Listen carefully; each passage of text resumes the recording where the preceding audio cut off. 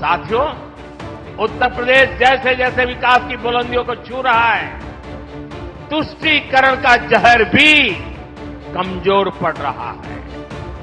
पिछले चुनाव में आजमगढ़ की जनता ने भी दिखा दिया कि परिवार के लोग जहां अपना गढ़ समझते थे, वो दिनेश जैसा एक नौजवान उसे ढहा देता है। पीएम मोदी की दी हुई इस चुनौती को अखिलेश यादव ने गंभीरता से लिया है और उन्होंने इसका करारा जवाब देने का मन बना लिया है।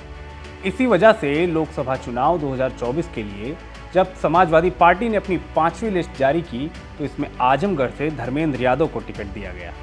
इसके साथ ही आजमगढ़ से वर्तमान बीजेपी सांसद और प्रत्याशी दिनेश लाल यादव निरहुआ को सपा की तरफ से चुनौती कौन देगा, इस सवाल का जवाब भी मिल गया और ये भी साफ हो गया कि अखिलेश यादव खुद आजमगढ़ से चुनाव नहीं लड़ेंगे।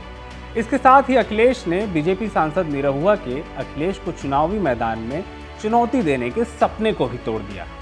हाल फिलहाल में दिनेश लाल यादव लगातार अखिलेश यादव को आजमगढ़ से लड़ने की चुनौती देते रहे।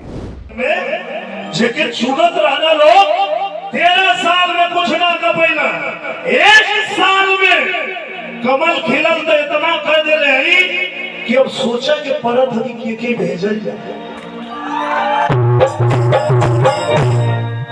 रात दिन नींद ना आवत है कि आजमगढ़ में के भेजल जा, लेकिन वही जो खड़ा होके आज भी कहते हैं कि चाहे भौजी हमें चाहे भैया,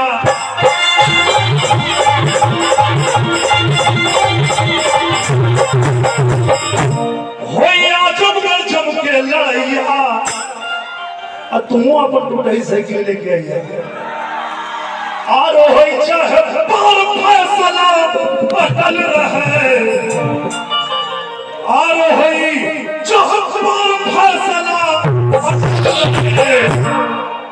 तुहार अखिल से हुए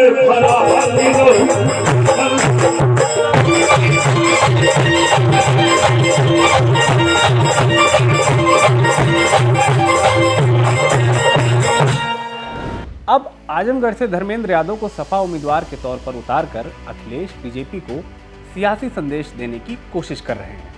दरअसल साल 2022 में अखिलेश यादव ने विधानसभा चुनाव जीतने के बाद आजमगढ़ लोकसभा सीट छोड़ दी थी, जिस पर उपचुनाव में बीजेपी ने दिनेश लाल यादव को टिकट दिया।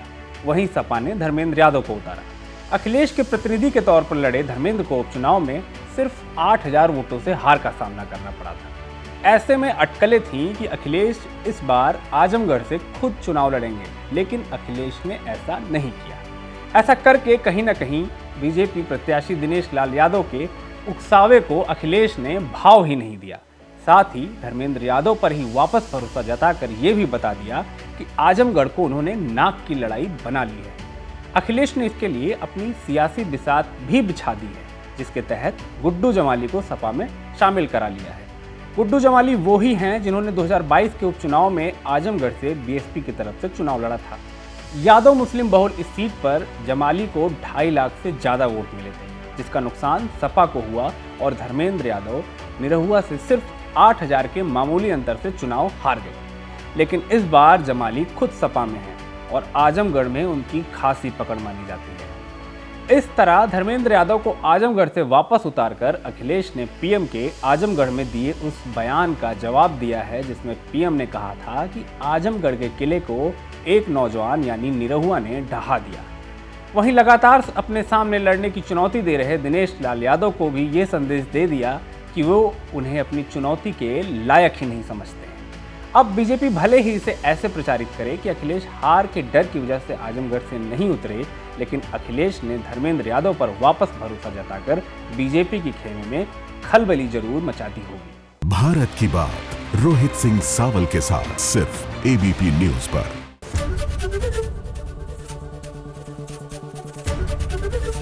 एबीपी गंगा, खबर आपकी, जुबान आपकी।